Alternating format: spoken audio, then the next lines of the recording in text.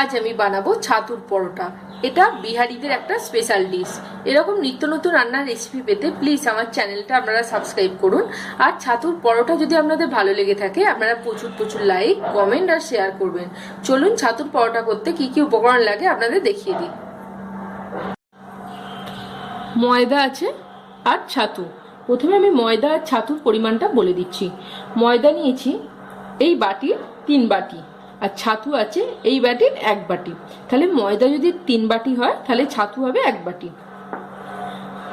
সাদা তেল, বিট নুন অল্প, কালো জিরে, জোয়ান, চাট মশলা, লেবুর রস, আদা বাটা, কাঁচা লঙ্কার কিমা, ধনে পাতার কিমা, নুন আর ঈষদুষ্ণ গরম জল। প্রথমে আমি ময়দাটা একটু মেখে নেব। প্রথমে ময়দাটার মধ্যে আমি হাফ টিস্পুন নুন দিয়ে দিচ্ছি। নুনটা দিয়ে আমি সাদা তেল দিয়ে দেব 2 টিস্পুন।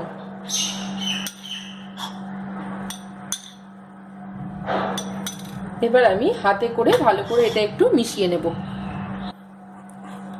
তেলটা নুনটা ভালোভাবে মিশিয়ে নিলাম। এবার আমি ঈষদুষ্ণ জল দিয়ে হালকা করে আমি ময়দাটা মেখে নেব। আপনাদের বলে দিই, ময়দার ডোটা কিন্তু খুব পাতলাও হবে না আর খুব শক্তও হবে না। যেভাবে আমরা ময়দার ডো বানাই সেম ভাবে আপনারা ময়দার ডোটা বানিয়ে নেবেন। দেখুন ময়দাটা আমার ঠিক এরকম মাখা হয়েছে। খুব নরমও করিনি, খুব শক্তও করিনি। এবার এটাকে আমি একটু চাপা দিয়ে রেখে দেব 10 মিনিটের জন্য। আর একটা কাঁচের বাটি নিলাম, এর মধ্যে এবার আমি দিয়ে দিচ্ছি ছাতুটা। ছাতুটা দিয়ে দিলাম। এবার একে একে আমি মশলাগুলো এর মধ্যে দিয়ে দেব। প্রথমে আমি দিয়ে দিচ্ছি বিট নুন। বিট নুন দিয়ে দিচ্ছি আমি হাফ টিস্পুন। এবার আমি দিয়ে দিচ্ছি জোয়ান হাফ টিস্পুন, কালো জিরে 1/4 teaspoon, chaat masala half teaspoon, আদা বাটা 1 টিস্পুন।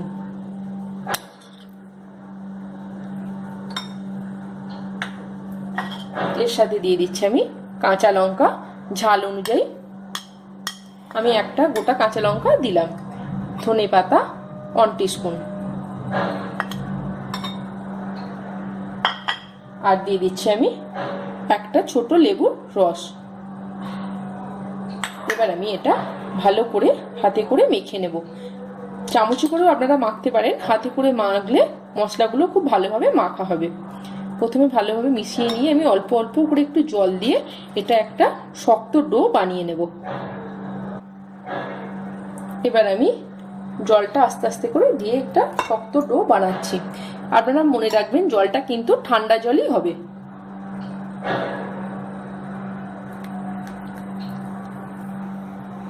এই ডোটা কিন্তু পাতলা না হয়। পাতলা হলে যখন আপনারা ময়দার মধ্যে এই মশলাটা দেবেন তখন ময়দার ভেতর থেকে এটা বেরিয়ে যেতে পারে। ছাতুটা আমি খুব ভালো করে মেখে নিলাম এরকম শক্ত শক্ত করে। এবার আমি এর উপরে 2 টেবিল স্পুন সাদা তেল দিয়ে দিচ্ছি।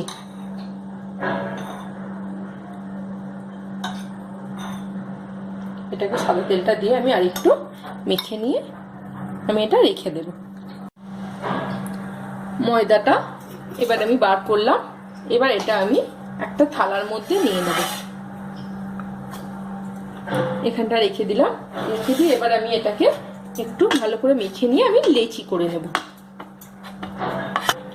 এবার এটা আমি পরোটার সাইজে মানে একটু বড় বড় লেচি করে নেব।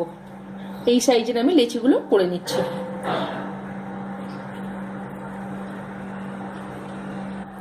এবার আমি লেচি করে নিয়ে এরকমভাবে গোল গোল করে নিচ্ছি লেচিগুলো। এইভাবে এক এক করে আমি এগুলো গোল করে নিলাম। এবার আমি আস্তে আস্তে এগুলো বেলবো। বেলার আগে আমি এগুলোর মধ্যে পুরটা ভরে নেব। পুরটা ভরার আগে আপনাদের একটা কথা আমি বলে দিই, বিহারের দিকে এগুলো সাধারণত আটার করে, তো আমরা এটা ময়দার করে দেখাচ্ছি। এবার আমি একটা লেচি নিয়ে এটাকে বাটির মতো গোল করে নেব। এইভাবে আমি বাটির মতো এটা করে নিলাম। এবার আমি পুরটা নেব।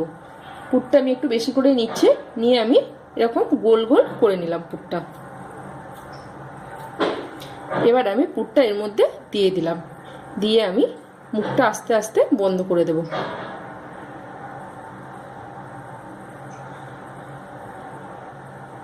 এইভাবে আমি একটা পুডলি পাকিয়ে নিলাম। পুডলি পাকিয়ে নিয়ে আমি এবার এটা এভাবে গোল করে নিচ্ছি। পুডলিটা পাকিয়ে নিয়ে আমি এইভাবে সুন্দর করে গোলটা করে নিলাম। আমি এইভাবে এক এক করে সব কটার মধ্যে পুর ভরে নেব। লিচিগুলোর মধ্যে সব পুর ভরে আমি রেডি করে নিলাম।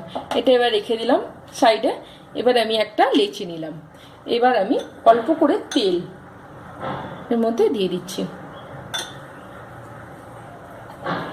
দিয়ে এবার আমি এটা খুব আস্তে করে এটা আমি বেলে নেব।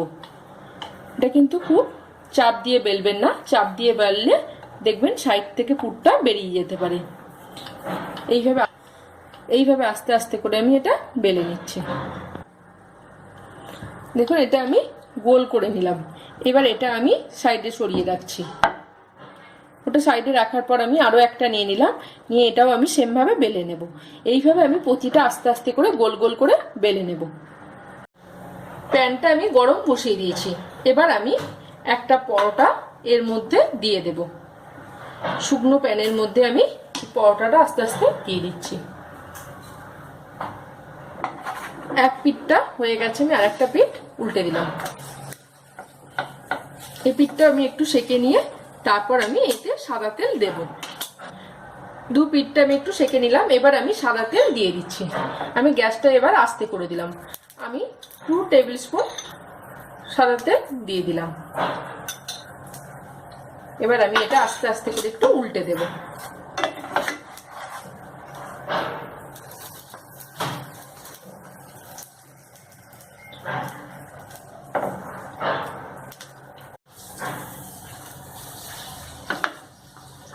আর এই দিকটা আমি উল্টে একটু ভালো করে আমি এটা ভেজে নেব।